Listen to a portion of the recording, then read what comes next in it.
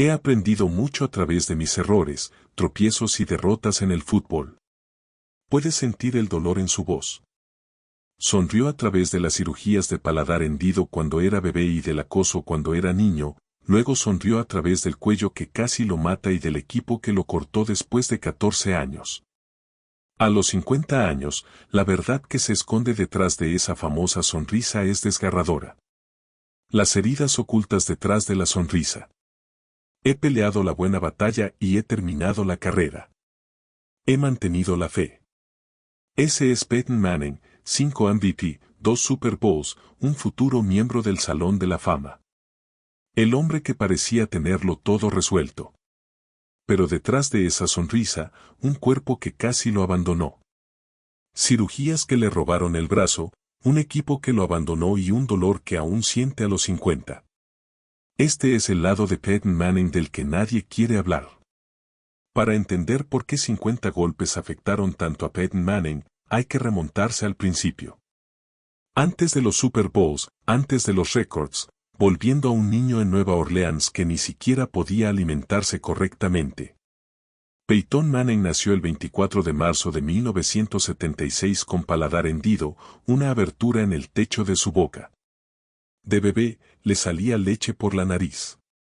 Necesitaba biberones especiales solo para comer. Tuvo que someterse a múltiples cirugías, al menos 2 mayores distribuidas a lo largo de aproximadamente 18 años, solo para cerrar la brecha y estabilizarla a medida que crecía. Y no se detuvo ahí. Necesitó un injerto óseo a los 8 años para su encía superior. Llevó frenillos desde los 4 hasta los 15 años. Sus dientes salieron torcidos y demás. Como niños que son, los acosadores salieron corriendo. Se burlaron de su discurso. Se burlaron de su cara. Se burlaron de la forma en que comía. Ahora imaginen tener 4 años y ya aprender que el mundo no es amable. Ahí es donde realmente comienza la historia de Peyton. No en un campo de fútbol, no en un estadio, sino en una mesa de cocina con una botella especial y una madre tratando de mantener a su hijo alimentado. Pero el paladar hendido era solo la superficie.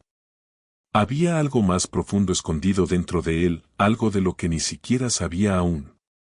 Peyton nació con una debilidad congénita en el cuello y la columna vertebral, un estrechamiento, una curvatura, algo que lo hacía frágil de una manera que ningún mariscal de campo debería ser jamás.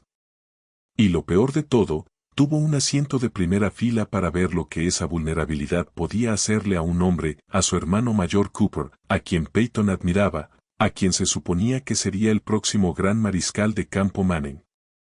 Cooper tenía estenosis espinal. Los médicos le dijeron que si seguía jugando al fútbol, podría quedar paralizado. Así, la carrera de Cooper terminó antes de siquiera empezar. Peyton usó el número 18 en la escuela secundaria en honor a Cooper. Cada vez que se ponía esa camiseta sobre la cabeza, era un recordatorio. Un recordatorio de que lo mismo podría pasarle a él. Un recordatorio de que su cuello, que su columna vertebral era una bomba de tiempo. Ese miedo vivía en él en cada jugada, en cada golpe, en cada domingo. Ahora, no se puede hablar de las presiones de Peyton Manning sin hablar de su padre, Archie Manning, mariscal de campo de la NFL, leyenda de los New Orleans Saints, el patriarca de la primera familia del fútbol americano. Pero Archie cargaba con sus propios fantasmas. El padre de Archie, el abuelo de Peyton, murió por suicidio mientras Archie estaba en casa de la universidad. Una escopeta. Archie fue quien encontró el cuerpo. Casi abandona el fútbol allí mismo para cuidar a su madre. Ese trauma moldeó la forma en que Archie crió a sus hijos. Los abrazaba todos los días. Les dijo que los amaba. Prometió que sus hijos no crecerían de la misma manera que él.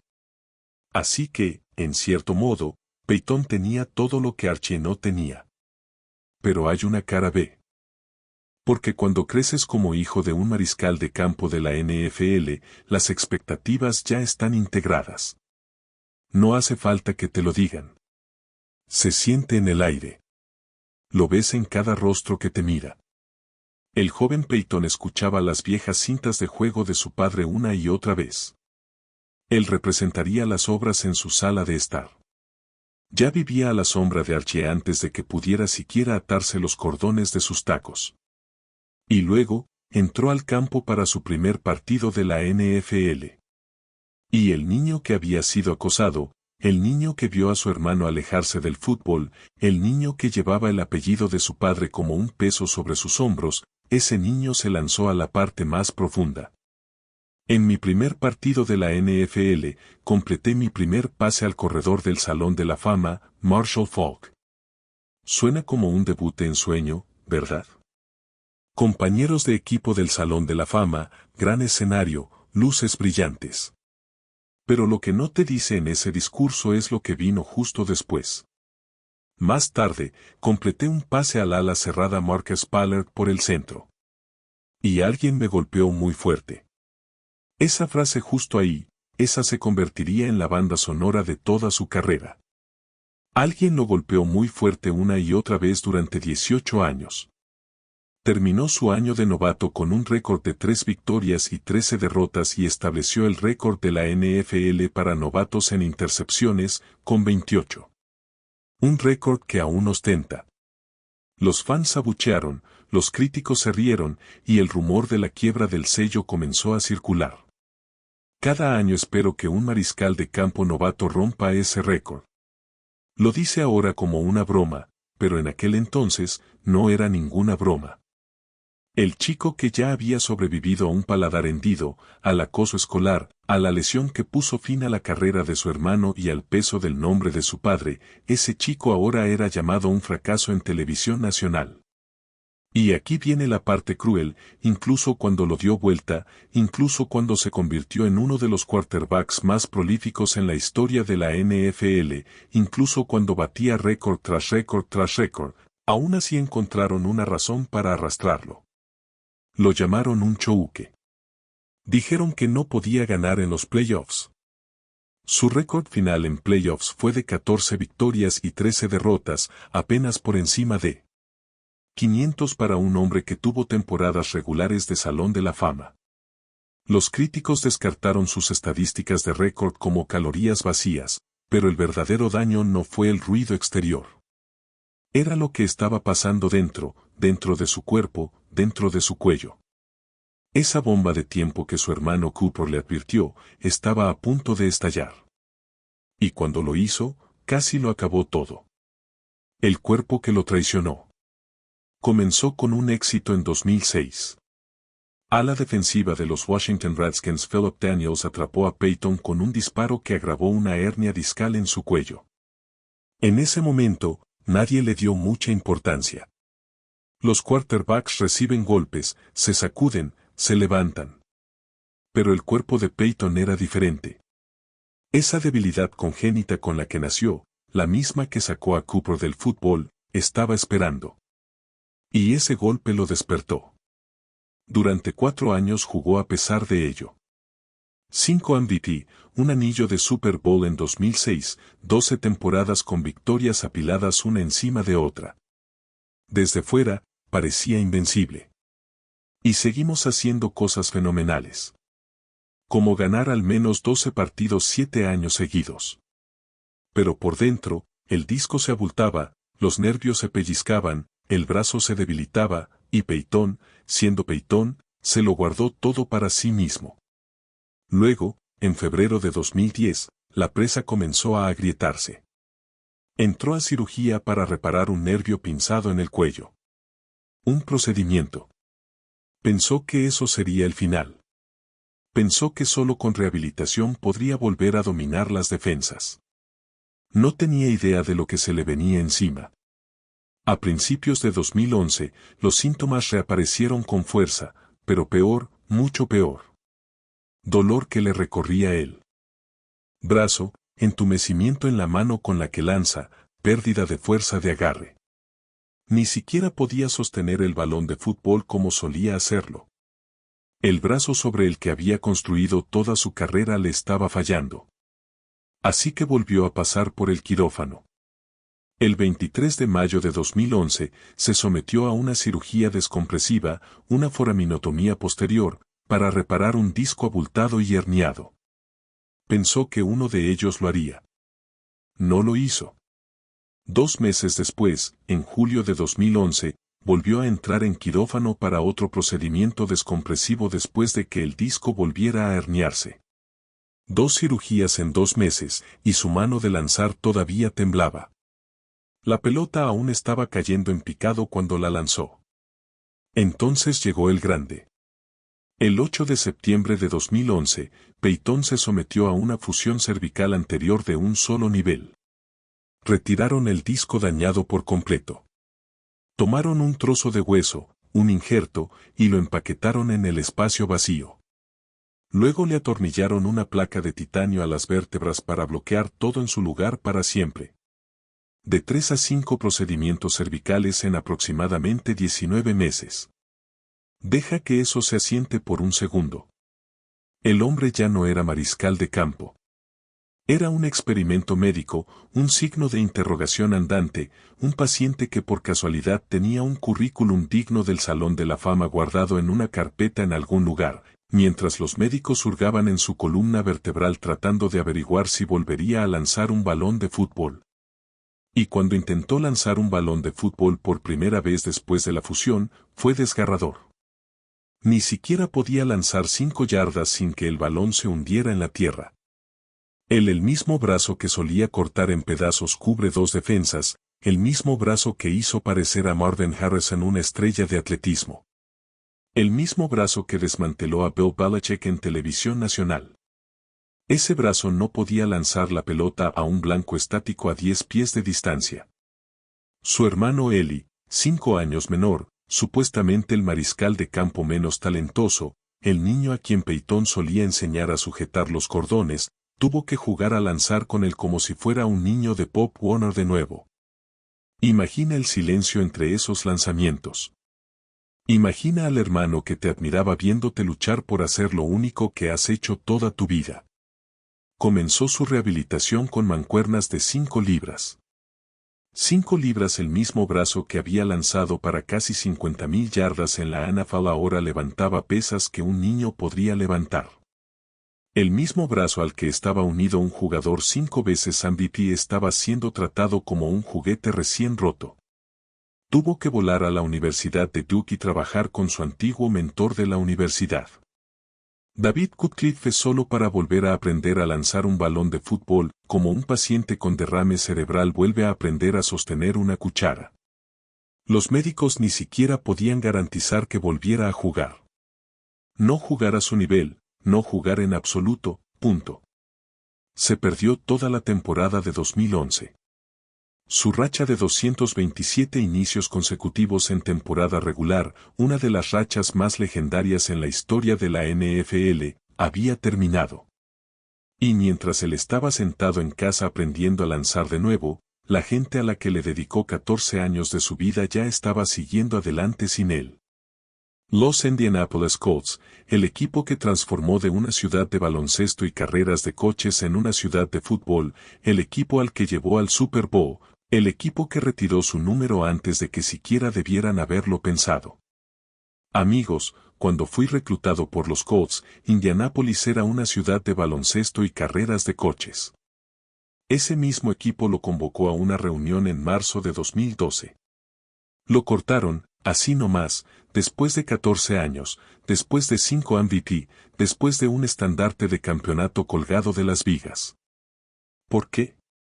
Porque mantenerlo significaba pagar un bono de $28 millones, y porque el equipo ya había tomado su decisión. Iban a reclutar a un chico llamado Andrew Luck y empezar de nuevo. Manning lo llamó devastador. No hay otro equipo para el que quisiera jugar, dijo.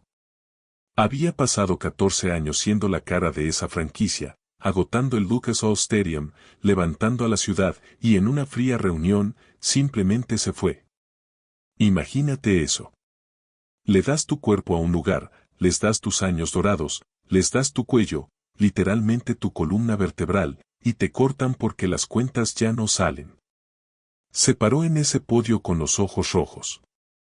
Agradeció a la ciudad, agradeció a sus compañeros de equipo, y luego salió a lo desconocido con el cuello fusionado, un brazo débil y una carrera que todos, y me refiero a todos, decían que había terminado. Los Denver Broncos aprovecharon la oportunidad. Visita como agente libre, examen físico, largas reuniones sobre si el brazo volvería a estar bien. John Elway y los Broncos lo firmaron con un contrato de 5 años y $96 millones en marzo de 2012. Y Peyton, siendo Peyton, no solo regresó. Destrozó la liga. En 2013, lanzó 55 pases de touchdown, un récord de la NFL. También batió el récord de yardas por pase en una sola temporada, con 5.477 yardas. Ganó su quinto MVP, convirtiéndose en el primer jugador en la historia de la liga en ganar el premio tantas veces. Llevó a los Broncos al Super Bowl. El hombre cuya carrera se suponía que había terminado estaba reescribiendo el libro de récords en tiempo real. Pero el cuerpo seguía susurrando. Entonces empezó a gritar. En 2014, se rompió el cuádriceps. En 2015, una fascitis plantar severa le desgarró la planta del pie. Se perdió 6 partidos. Además de eso, tenía un desgarro en el cuádriceps. Sus estadísticas cayeron a 9 touchdowns y 17 intercepciones en solo 10 partidos. La fuerza del brazo se había ido. La recta era un recuerdo. Lo dejaron en la banca. Bancado. El mismo Peyton Manning que una vez lanzó 55 touchdowns en una sola temporada fue suplente. El chico que lo reemplazó fue Brock Osweiler. Sí, creo que cuando pasas por una lesión o por un momento difícil, creo que tener una buena actitud es importante. Ahora le pone buena cara a la situación. Pero ¿sabes lo que estaba pasando detrás de esa cara valiente? Un hombre viendo cómo su carrera, lo único por lo que había trabajado desde niño, se le escapaba. De sus manos, un dedo a la vez. Se abrió camino de vuelta a la alineación para los playoffs a base de pura terquedad. Los Broncos llegaron hasta el Super Bowl 50 gracias a su histórica defensa, mientras Peyton desempeñaba el papel de gestor de juego, una etiqueta que habría sido un insulto para él solo 3 años antes. Y el 7 de febrero de 2016, con una sombra de su antigua fuerza de brazo, con los dedos de los pies torcidos en ángulos obtusos dentro de sus tacos, con el cuello sostenido por titanio y tornillos, Peyton Manning levantó el trofeo Lombardi una última vez. Después abrazó a su padre llorando. Debería haber sido el final perfecto, el cuento de hadas. Pero el precio que pagó por ese trofeo, todavía lo está pagando ahora mismo, a los 50 años. Y lo que ha estado sucediendo a puerta cerrada desde que se retiró del juego, ahí es donde esta historia se vuelve aún más difícil de ver. El precio que sigue pagando. Después del Super Bowl 50, Peyton salió del campo y abrazó a su padre entre lágrimas. Él sabía, todos sabían, que no quedaba más en el tanque. Bueno, luché una buena batalla. Terminé mi carrera de fútbol. Y después de 18 años, es hora. Dios los bendiga a todos, y Dios bendiga el fútbol. Ese discurso de jubilación en marzo de 2016, el país lo vio. Lloraron con él. Pensaron que era el capítulo final de una de las carreras más grandes en la historia de la NFL. Pero no era un capítulo final. Era el comienzo de la larga factura que vencía. Empecemos con el cuerpo. 18 años de éxitos, de 3 a 5 procedimientos cervicales. Cuádriceps desgarrados, fascitis plantar, cirugías de rodilla. El peaje ya era brutal cuando se retiró a los 39 años. Ahora, imagina añadir una década a eso. Manning ha hablado abiertamente sobre el entumecimiento persistente en las puntas de sus dedos, un recuerdo de la fusión cervical que nunca desapareció por completo. Sus dedos de los pies se describen como torcidos y doblados en ángulos obtusos, permanentemente deformados por años de tacos e impactos. Después de los partidos durante su carrera, le tomaba más de 15 minutos solo quitarse la ropa porque el dolor era muy profundo. estaría cubierto de moretones y cortes. Ahora, esos moretones se han convertido en dolores crónicos que lo persiguen todos los días. Ya le han hecho una operación de reemplazo de rodilla.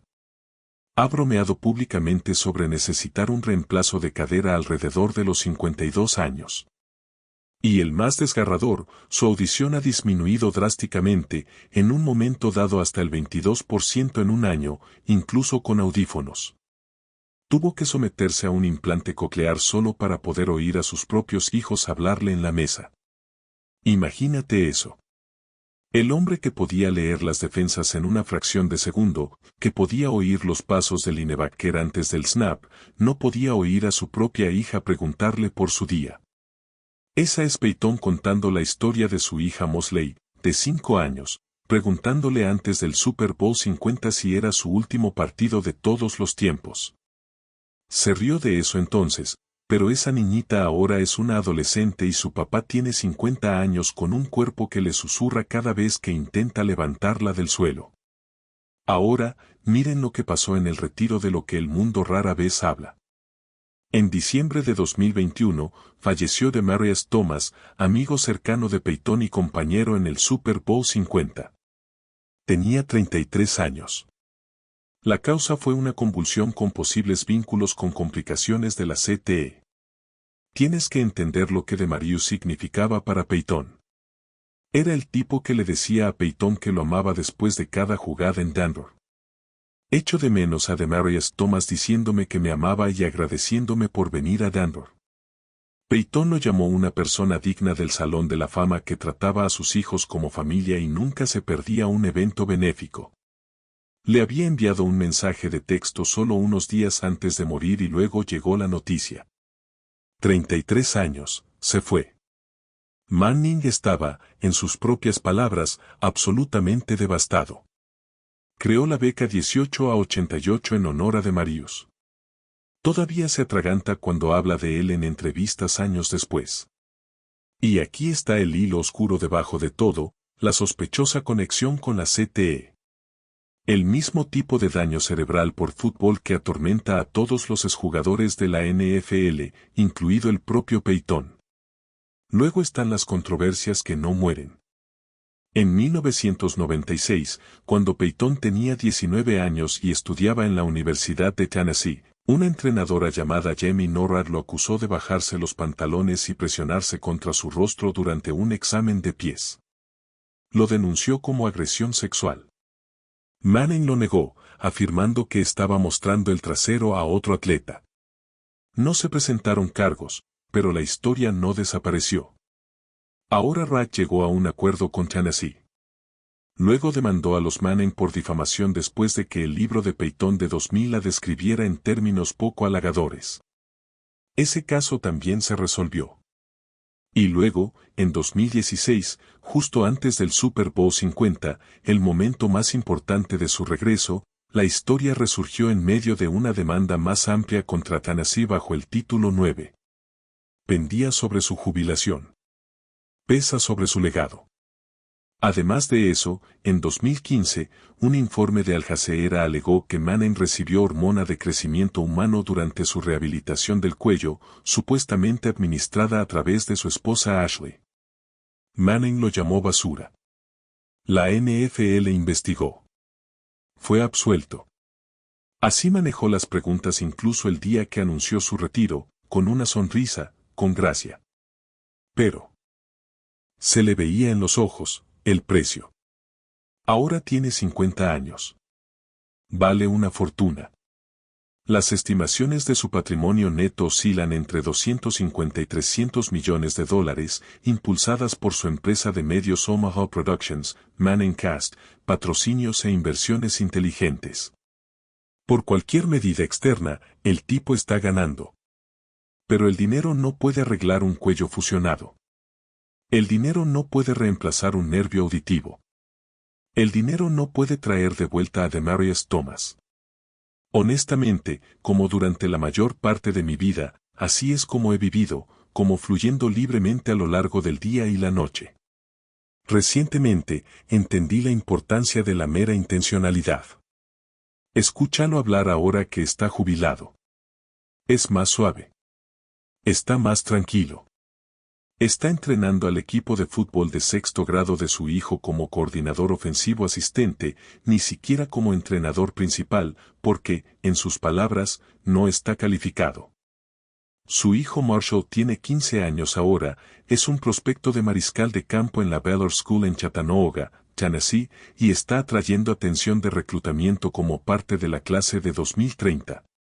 Y allá vamos de nuevo, otro Manning, otro apellido, otro conjunto de expectativas que se cargan sobre los hombros de un niño antes de que incluso le haya cambiado la voz por completo. Peyton lo ve venir desde lejos. Lo ha vivido. Llevó el nombre de Archie a través de cada jugada de sus 18 años de carrera, sintiendo el peso de ser un Manning incluso antes de poder conducir. Vio a su sobrino Arch Manning llevar el nombre a través de una carrera universitaria examinada con dureza en Texas. Y ahora su propio hijo de 15 años está entrando en el mismo fuego con el mismo apellido ardiendo a sus espaldas. Porque Peyton Manning dio su cuerpo, su cuello, su audición, sus dedos de los pies, sus yemas de los dedos por las grandes cosas, los Super Bowls, los MVP, los récords, la fama, la fortuna. Y ahora, a los 50 años, está tratando de disfrutar en silencio de las pequeñas cosas, las entregas en la escuela, los partidos de voleibol, las conversaciones en la mesa que finalmente puede escuchar de nuevo gracias a un implante coclear. El fútbol me ha enseñado a no dejarme guiar por los obstáculos y los contratiempos, sino por los sueños. Gracias a algunos buenos genes, soy lo suficientemente inteligente para saber que esas lecciones pueden enriquecer quién soy y hacia dónde voy a partir de aquí. Dice que está agradecido. Dice que está en paz, y tal vez lo esté. Pero cada vez que lo ves caminar un poco más rígido hacia la cabina de transmisión, cada vez que escuchas sobre otro reemplazo de articulación, cada vez que otro excompañero de equipo muere joven por complicaciones de CTE, recuerdas que el precio fue real. Lo sigue siendo. El niño con labio leporino, el chico a la sombra de su hermano mayor, el novato con 28 intercepciones, el mariscal de campo cuyo cuello casi lo acaba, la leyenda que fue cortada por el equipo que construyó, el esposo cuya esposa se vio envuelta en una falsa historia de dopaje, el amigo que perdió a Demarius, el padre que no podía oír a sus propios hijos. Ese es Peyton Manning a los 50. Salón de la Fama, sí. Campeón, sí. Trágico, también sí. Porque la grandeza, la verdadera grandeza, no viene gratis. Y nadie, ni siquiera el mariscal de campo más preparado en la historia de la NFL, puede irse sin pagar la cuenta. Peleó la buena batalla. Terminó su carrera. Y ahora, a los 50 años, vive con lo que le costó esa carrera. Dios bendiga el fútbol, y Dios bendiga al hombre que le dio todo lo que tenía. ¿Qué te parece la historia de vida de Peyton? Comparte en los comentarios y haz clic en las tarjetas en pantalla para más información.